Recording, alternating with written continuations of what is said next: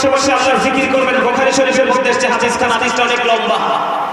আপনি এখানে আমরা সম্মিলিতভাবে এখানে বসে বসে জিকির করতেছি, আল্লাহর হাবিবকে ডেকে বলে, হাবিব আপনি জানিয়ে দেন আমার বান্দাগুলো পৃথিবীতে নরমাল জলসায় বসে আমার জিকির করে, আমি আল্লাহ তার চাইতে উত্তম জলসায় তার জিকির করি। সুবহানাল্লাহ। আর যারা বলেন না সুবহানাল্লাহ।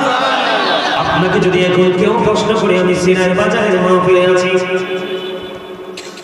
তুমি আমাকে বলে দাও আমার মালিক এখন কি করে, আমার আল্লাহ এখন কি করে, তুমি কনফিডেন্স উত্তর দিয়ে দেবে।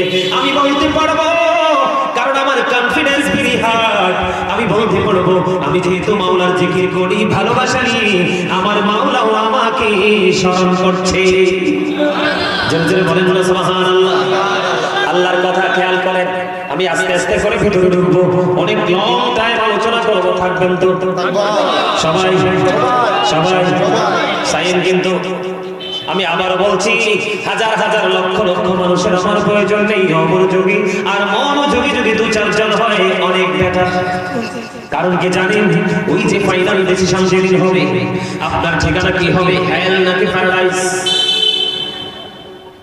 আপনার সেদিন ডিসাইড করা হবে। আপনার ঠিকানা জান্নাত হবে নাকি জাহান্নাম হবে। আল্লাহ একটা শ্রেণীর মানুষকে বলবে ওঠো প্যারাডাইস, জান্নাতে চলে যাও, আর আরেক শ্রেণীর মানুষের জন্য বাধ্যতামূলক you have to go to hell, must be চলে যেতে হবে জাহান্নামে। তার কারণ হলো তুমি ইসলামের রঙে রঙিন হতে পারো নাই, তুমি দুনিয়ার রঙে রঙিন হয়েছিলে। কথা কি বুঝেন আমার? সবাই বুঝেন? তাহলে আল্লাহ, ইসলামটা আল্লাহর মনোনীত, মানুষকে আল্লাহর মন মতো করে বানিয়েছে, বলেছে কে? আমার আল্লাহ। এটা কোরআন শরীফের 30 পারা সূরা ইনফিতরের মধ্যে আছে। হাফেজ সাহেবরা আসেনিও, ইদা সালাম ফাতরাত ওয়া ইদাল কাওয়াকিবুন তাতারাত ওয়া ইদাল বিহারু ফুজ্জিরাত ওয়া ইদাল কুবুরু বু'সিরাত আলিমাত নাফসুম মা কদ্দামাত ওয়া আখরাত। আল্লাহ রাব্বুল আলামিন অত্যন্ত চমৎকার ভাবে বলে দিয়েছে, বন্ধু আল্লাহ আমাদেরকে আল্লাহর মন মতো করে বানাইছে, ইচ্ছে মতো করে বানাইছে। আল্লাহর মন মতো বুঝেন তো? কথা বলেন না কেন? আপনার মন মতো কিছু করতে পারলে শান্তি পান কিনা? এবার বোঝেন, আপনি যদি আপনার মন মতো করে সামান্য ক্ষুদ্র একজন সৃষ্টি হয়ে মন মতো করে কাজ করে খুশি হন, তাহলে আল্লাহ তো স্রষ্টা, তিনি আমাদেরকে মন মতো করে বানিয়েছে, উনি কত খুশি। ঠিক কিনা বলেন? শুধু এখানে নয়, কোরআন শরীফের 30 পারা সূরা 3 আল্লাহ বলেছেন, বলবনি লাকাদ খালাকনাল ইনসানা ফি আহসানি তাকওয়িম। আল্লাহ আকবার বলেন না? আল্লাহু আকবার। আরে জোরে আল্লাহু আকবার। এই আল্লাহু আকবার তো লবণ ছাড়া হইছে। আল্লাহু আকবার। খাবারে লবণ না দিলে মজা হয়নি তো, মজা না হলে খাওয়া যায়নি। খাবারে লবণ না দিলে যেমনি মজা হয় না, মজা না হইলে যেমনি খাওয়া যায় না, ঠিক তেমনি ভাবে আপনি যদি প্রেমিক হতে না পারেন, কখনোই আপনার কাছে গোলামি, আল্লাহ রাসূলের গোলামি মজা লাগবে না। আর যতক্ষণ মজা পাবেন না, ততক্ষণ গোটা দুনিয়া দিয়ে দিলেও আপনি এদিকে ঝুঁকবেন না। এই জন্য আপনাকে আগিয়ে নিতে হবে প্রেমের ট্রেনিং। এখনকার ওয়াজগুলো ম্যাক্সিমামই হয়ে গেছে শুটিং স্পটের মতো, ঠিক কিনা বলে? আরো জোরে।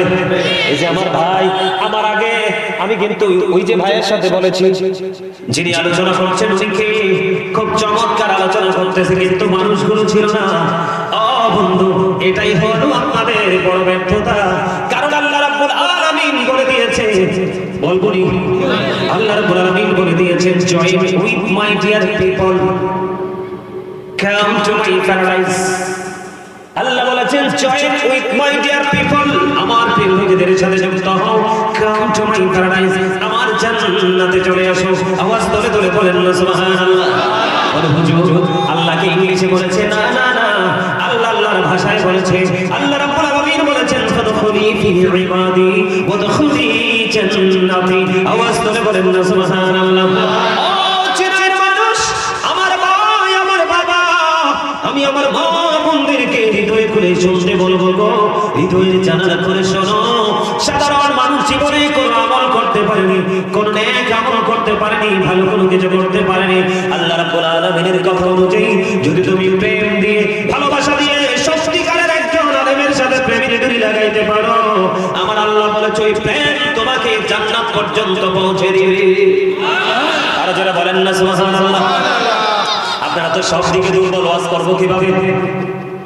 আমি আপনাদেরকে বোঝাই, দেখেন সহজে বুঝতে পারবেন বন্ধু। কোথায় ছিলাম? ইসলাম ধর্ম আল্লাহর মনোনীত, আমাদেরকে বানাইছে আল্লাহ আল্লাহর মন মতো করে। সূরা তিনের মধ্যে আল্লাহ বলতেছে আমাদেরকে এত সুন্দর করে বানাইছে, আসমান জমিন চন্দ্র সূর্য সব কিছু চাইতে সুন্দর করে বানাইছে।